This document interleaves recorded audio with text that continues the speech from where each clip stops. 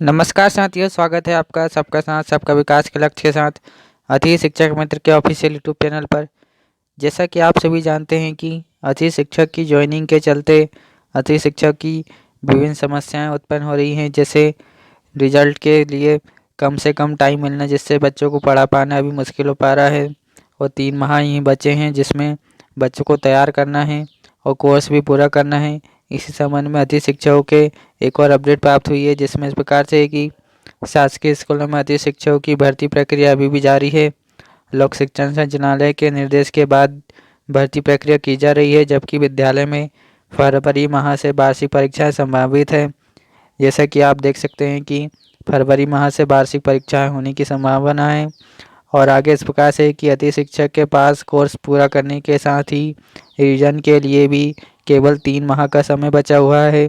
जैसा कि आप सभी जानते हैं कि अतिथि शिक्षकों की भर्ती प्रक्रिया लेट होने के कारण अतिथि शिक्षकों को कोर्स पूरा करने का टाइम अच्छे से नहीं मिल पा रहा है। और आगे इस प्रकार से है कि इन बचे हुए समय में अतिथि शिक्षकों के पास कोर्स पूरा करने की चुनौती रहेगी और 30% से कम परीक्षा परिणाम रहा तो अतिथि शिक्षक को आगामी शैक्षणिक सत्र के दौरान पैनल में नहीं रखा जाएगा। अतिथि शिक्षकों के सामने एक ये बड़ी मुख्य समस्या है साथियों की अगर उनका 30% से कम रिजल्ट आता है तो उनको अगले सत्र के लिए नहीं रखा जाता है। और इसमें आगे इस प्रकार से कि विद्यालयों में कार्यरत अतिथि शिक्षक कोर्स पूरा करने में लगे हुए हैं।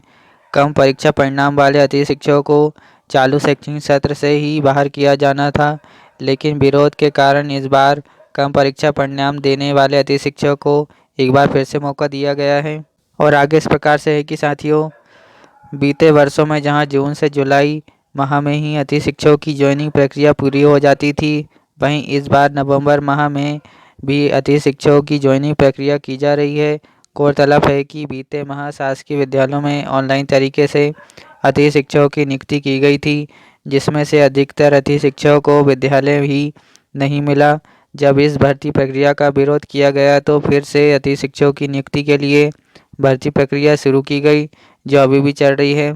इस प्रकार साथ ही भर्ती प्रक्रिया के चलते अतिथि शिक्षक अपने अपने अध्यापन कार्य को पूरी तरह से पूर्ण नहीं कर पा रहे हैं, जिससे कम रिजल्ट आने की संभावना बनी रहती है और नए सत्र में 30% से कम रिजल्ट वालों को नहीं लिया जाता है।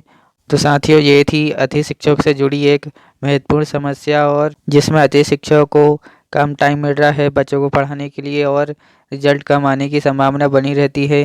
ये एक मुख्य समस्या है। उम्मीद है कि वीडियो आपको पसंद आई होगी। अगर आप इस चैनल पर नए हैं तो सब्सक्राइब कर जरूर जुड़े रहें, जिससे आने वाली सभी अतिथि शिक्षकों की महत्वपूर्ण अपडेट आप तक पहुंच सके। साथ ही मिलते हैं नेक्स्ट वीडियो में नई अपडेट के साथ। जब तक के लिए नमस्कार।